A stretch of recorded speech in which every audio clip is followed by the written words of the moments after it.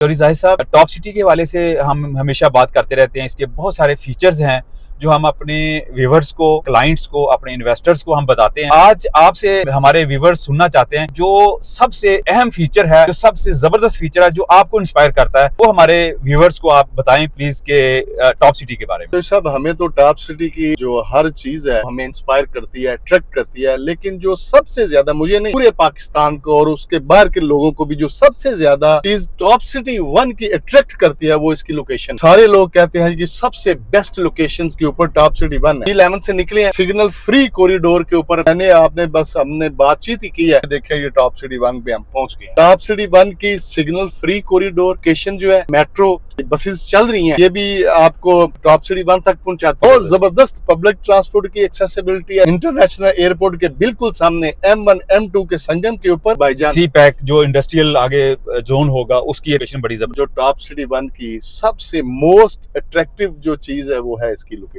बात कहूंगा यहाँ पे, हमसा है तो कोई सामने आए, लोकेशन लोकेशन लोकेशन। बिल्कुल। अगर टॉप सिटी जैसी कोई लोकेशन है तो कमेंट्स में जरूर मेंशन करिएगा, फिर हम उसको बिल्कुल, आप जो बाकी दोस्त है, जो व्यूवर्स है हमारे, वो जरूर कंपेयर करिएगा। तो टॉप सिटी 1 को आप 100/100 मार्क्स इसलिए देते हैं क्योंकि इसकी लोकेशन लोकेशन लोकेशन जो है वो सबसे टॉप पे है।